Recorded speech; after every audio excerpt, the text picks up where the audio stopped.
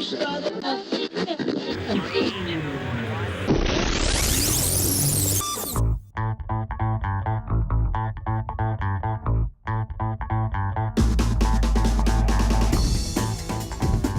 you for listening to the Word Warrior Street Writer podcast. I'm your host Noah, aka Big Mex.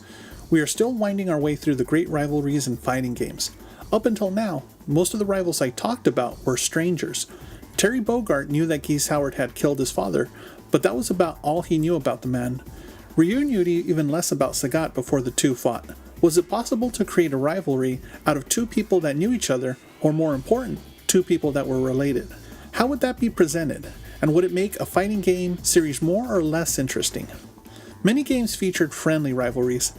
Ken and Ryu, for example, they were best friends and fought from time to time in canon.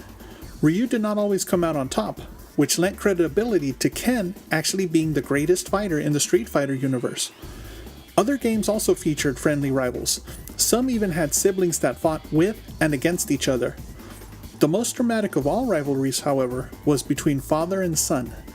This was the basis for the Tekken series by Namco. There was actually an intergenerational rivalry happening in the franchise. The founder of the Mishima Zaibatsu, a powerful multinational private army and weapons supplier, was Jinpachi Mishima. He had a son named Heihachi, whom he despised almost immediately. The feeling was mutual, and when Heihachi came of age, he took over the family company and had his father in prison. Well, imprisoned is a kind way of saying he chained Jinpachi to a rock and buried him alive underneath the family temple. Heihachi had a son named Kazuya. When Kazuya became powerful enough, he dethroned his father. And again, dethroned is a kind way of saying that he threw his old man off a cliff. Kazuya had a son named Jin. And of course, you can probably guess what happened when Jin became of age. The heart of the rivalries really began with Heihachi and Kazuya. The two debuted in Tekken, released by Namco in 1994, and had appeared in every sequel.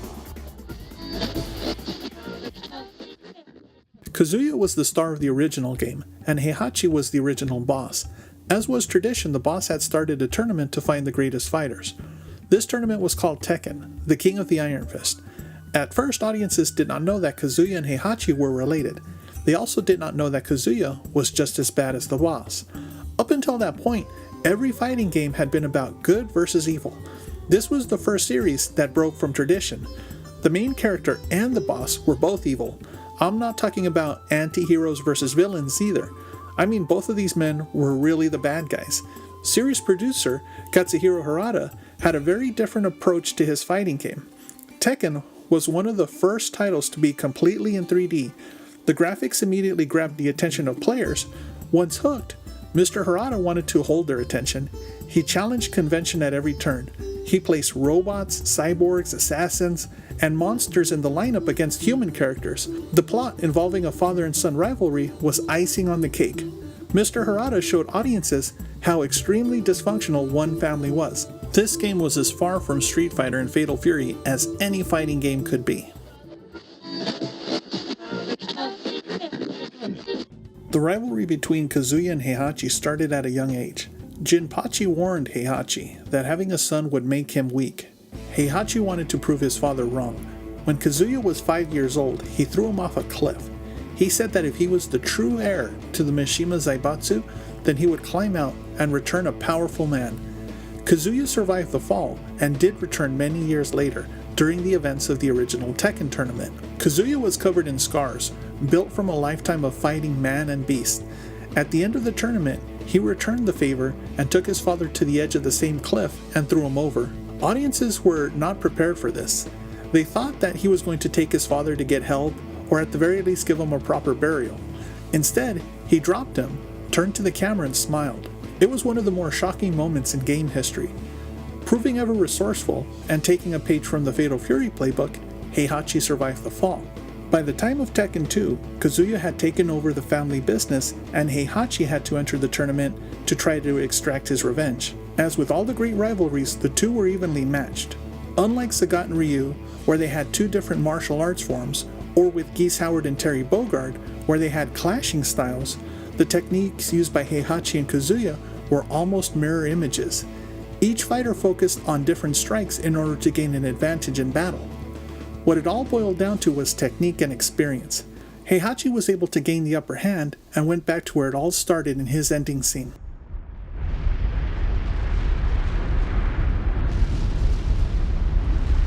This time he dropped Kazuya in the heart of an active volcano and then flew away on a helicopter. The ending movie was beat for beat the same as Kazuya's original ending. Mr. Harada knew that a little dark comedy went a long way in the series. Audiences were eating up this bitter rivalry. What many failed to realize was that the rivalry was an homage to a classic manga. Osamu Tezuka was considered the godfather of manga and anime. He was a pioneering artist from Japan that created hundreds of original characters and some of the most beloved stories of all time. One of his heroes was a doctor named Kuro Hazama, aka Blackjack. His comic debuted in 1973, and the original run went on for a decade. During this time, Mr. Harada and the team at Tekken were growing up and were more than likely influenced by many of Tezuka's stories. Kuro was caught in a landmine explosion as a kid. It killed his mother and left him barely alive.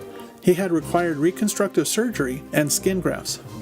When the doctor working on him asked the parents of his classmates if their children would be willing to donate skin, they all turned him down. All except his friend Takashi, who was half black, half Japanese. The skin was applied to Kuro's arms, shoulders, and face. This left Kuro with contrasting patches that gave him a unique look. People were often put off by his appearance because he looked monstrous to them. This discoloration was actually featured on the fighting game characters Preston Ajax and Charlie Nash. Kuro dedicated his life to becoming a doctor and honoring the memory of his friend. He practiced outside of the system because he saw there was terrible corruption in the medical field, where only the richest could afford treatment. He had a private practice far away from any town. He would treat mobsters and regular people alike for the right price. He didn't have many friends but made contacts along the way of people he trusted. One of these contacts had reached out to him because he was afraid of his father. This was where the seeds of Tekken were planted.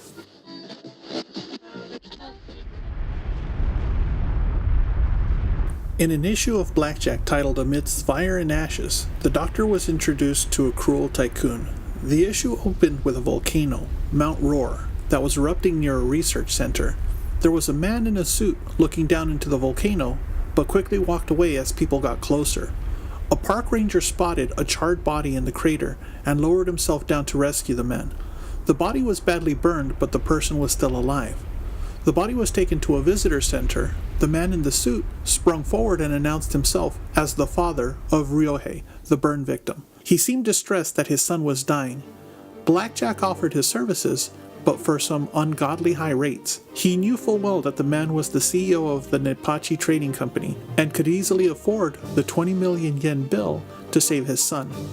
The man reluctantly agreed, but only after Blackjack produced a note from the son saying that he was going to have a meeting with his father and something may happen to him. He wanted the brilliant surgeon there just in case. Ryohei had suspicion that his father may do something drastic, and his hunch was right. Despite the lack of witnesses placing the father and son together at the time of the accident, the CEO felt pressured to save Ryohei. He agreed to Blackjack's demands and let him operate. Mount Roar continued erupting and the visitors were evacuated. Unfortunately, Ryohei was in no condition to travel, and only Blackjack and the CEO were left behind. The CEO actually tried to leave with the crowd until he was called out by the doctor. After operating on Ryohei, the father was still eager to kill his son. He tried wheeling out the body on a stretcher towards the volcano. The doctor punched him out and said he would never allow any harm to the man he had just saved. It didn't take too much prodding from Blackjack to get a confession.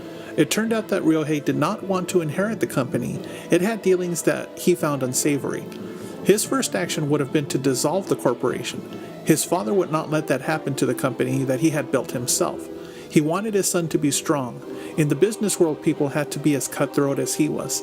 His son didn't have a mean bone in his body. The name Ryohei could actually be translated to good boy.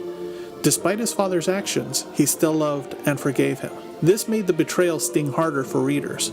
Eventually, the CEO came to terms with this and was willing to stay with his son and make sure that he recovered. The volcano had become too dangerous and Blackjack was ordered to evacuate. The CEO swore that he would stay with his son. The two died on the mountain when it exploded. The rescuers found the bodies. They said their hands were clasped together tightly.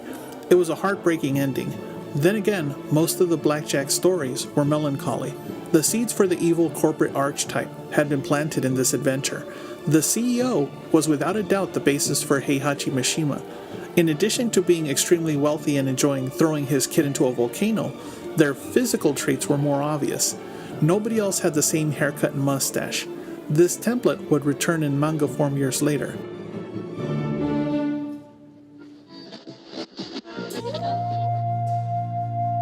Daikinjiro Kanzaki, the father of Karen Kanzuki from Street Fighter Zero/Alpha, was another dead ringer for the CEO. He was not in the game series, but instead in the manga based on the game. He shared the same physical appearance of the Nippachi Trading CEO. Daikinjiro was similar to Heihachi in that the two had amassed a fortune that could only exist in a fictional world. I'm talking about Scrooge McDuck levels of wealth. They both had private armies at their command, corporate offices in every corner of the globe, residencies that stretched over several hundred acres of prime real estate, and politicians in their back pocket. They both seemed untouchable. Of course, both also had family members who were eager to dethrone them. This made for an interesting dynamic in the game as well as manga titles. A volcano would appear as the backdrop in other fighting games, but few stages were actually set inside of it. This location certainly meant something in the Tekken series. Mr. Harada had meant for it to be the final resting place for both Heihachi and Kazuya. He had talked about finishing the Mishima saga in Tekken 7. This was why he framed key scenes in the story mode and actual stages inside the cauldron. Unlike the reconciliation in Blackjack, this father and son duo were willing to drag each other into hell. It was a bitter rivalry to say the least. You would be hard-pressed to find two characters in any series that hated each other more. Yet, even with their extreme distrust of each other, they had been known to team up, especially during the Tekken Tag tournaments. Of course, each person had their own reason for entering and would betray their partner as soon as they reached the end. Not every legacy character was filled with as much hate, even when there was just cause to hold a grudge. Some of the rivals could not bring themselves to hate. This was the case between Takuma Sakazaki and his son Ryo. Ryo did not know that Mr. Karate was his father until the end of the original Art of Fighting. Yuri Sakazaki had been kidnapped, and once she was rescued, she begged her brother to stop fighting. She revealed that Takuma was behind the mask. It was one of the best twist endings in a fighting game. Takuma would keep the mask around for when other fighters needed to be taught a lesson. He eventually retired the name and his son took over. At the peak of his abilities, Ryo entered tournaments under the name Mr. Karate 2. This version of the character ditched the bright orange gi that he wore in the Art of Fighting and King of Fighters series. He went with a solid black one in honor of his father. This version of the character debuted in the Buriki 1 tournament. But I digress. Tekken was a series filled with many memorable rivalries. None were as intense as the ones between the Mishima family members. Writers and artists putting together their own stories would do well to remember that the family could create the most passionate of feuds. One of the greatest rivalries in fighting game history was also one of the shortest lived ones. The next part in this series will travel across time and space to resurrect an often overlooked title. Until then, please leave a comment, ask a question, or tell me what one of your most favorite rivalries was. If you want the text version of this podcast, it is on my blog, streetwriterpodcast.blogspot.com. Be sure to follow me on SoundCloud and tell a friend. If you want to sponsor me, please visit my Patreon page. The links are below. Take care, and I'll see you back on the Street Writer, the Word Warrior podcast.